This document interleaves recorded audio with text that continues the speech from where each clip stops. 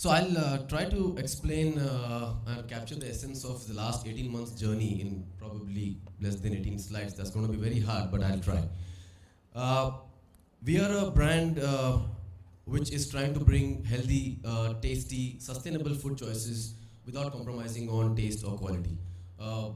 We are Oatly awesome, and so far in the market we have been able to show why we have been Oatly awesome. The problem we are trying to solve is that of a broken dairy industry. Of course, we all know about the sustainable impact that this has, a plant-based milk has. But in terms of health, there is a need to actually detox from dairy. There is a separate thing about the health benefits that a plant-based milk has, which is with respect to being cholesterol-free. We have beta-glucans, soy-free, lactose-free. But I think there's an important factor people have to understand, which is to detox from dairy because of the antibiotics, the hormones, dioxin, which is carcinogenic. We have IGF-1 growth factor hormones, which are pumped in, and that's going to cause cancer eventually. So I think there are two sides to the health story. One is what plant-based milk brings to the table, and what you have to get away from. Why OT? We are not only healthy, we are environment friendly, of course. We are seeing the rise of millets. I'll talk about our millet product. The ease of production of OT is pretty high because we have a very high capacity for production. We have about 50% lower costs in terms of raw material and conversion. And yeah, we have a classy superior product, multiple variants with exclusivity. We have our own oat-based production. And yeah, of course, we are a healthy alternative when you're making the switch from dairy to a plant-based milk. Some of our rock stars are right here in front of you. We have a barista edition of oat milk, we have a barista edition of millet milk, and we have a chocolate oat milk. Our chocolate oat milk is completely stevia-based, so no added sugar. Our remaining two have their own USPs. So for example, we have 4 millets in our millet milk. We have low aromatic acid rapeseed oil compared to any other competitor who's typically using canola oil or rapeseed oil. This is a TAM. We are targeting a 500 million TAM. It's very encouraging to see the adoption of Tetra Pak in India. That's about $1,500 million. That shows how people have moved from packets to bartans to eventually Tetra Paks. In terms of the dairy alternative segment, we are looking at about 1,000 crore market in next couple of years. These are our Oatly awesome customers who we have supplied and done consumer trials, testing over about 6-8 months. Super happy they are. These typically are people who are fitness, wellness regulars. Largely that is one big category. People who have asthma issues, people who have gut issues, people who of course understand sustainability and living a cruelty-free life. And probably I would touch upon one last thing, which is people with heart problem, cardiovascular diseases. We have been hearing across media about people just dropping dead with a heart attack, right? So oat milk has naturally enriched beta-glucans, and our OT has something which is higher bioavailability. So I think that population is going to be interesting.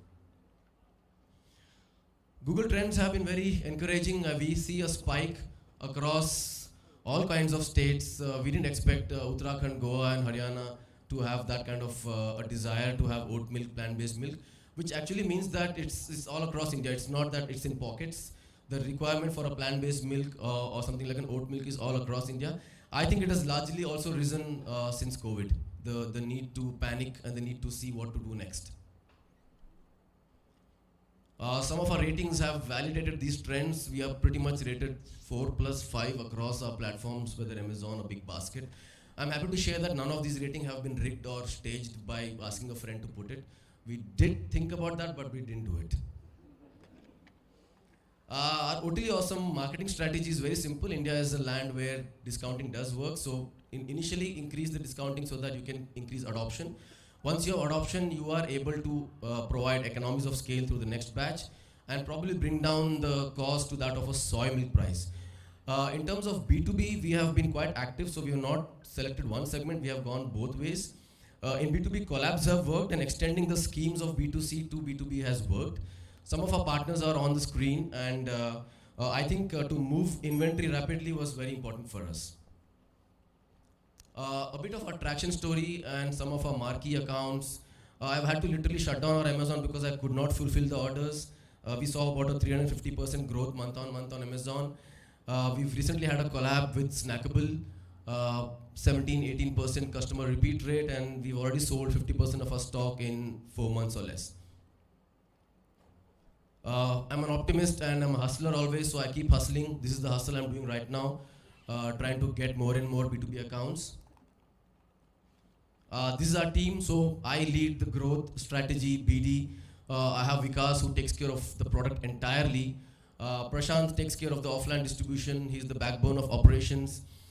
Being a Gujarati, I don't have to say more about him. Anupama is the lady in orange, and she helps with the brand strategy, and she brings the diversity to the team. And most of our content that you see on Instagram is largely driven by Anupama.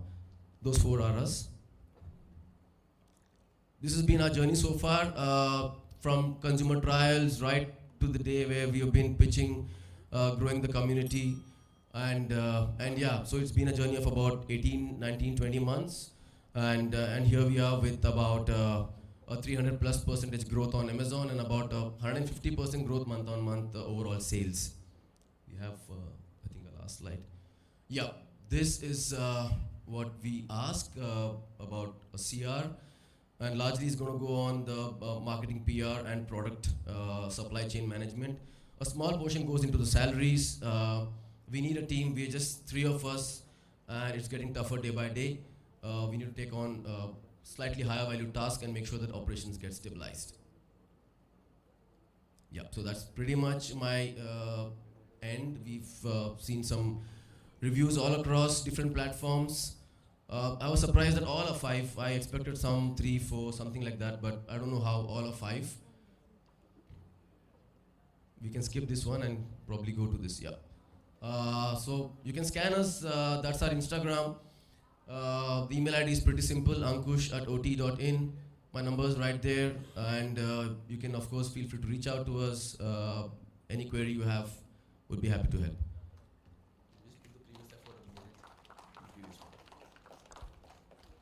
Can I take 10 seconds? The reason I put this slide was because this was 2 extreme ends of consumer behavior. We have one guy who's a completely crypto guy, vice president at Polygon, who has no idea about climate or plant-based stuff. And on the other hand is somebody who's just been doing this for the last 15 years. And getting a very similar review from both of them is what I feel was a validation of our product, validation of whatever we're trying to do in our journey. And hence the slide. Thank you so much for your patience and time. Thanks, Ankush. That was an totally awesome presentation.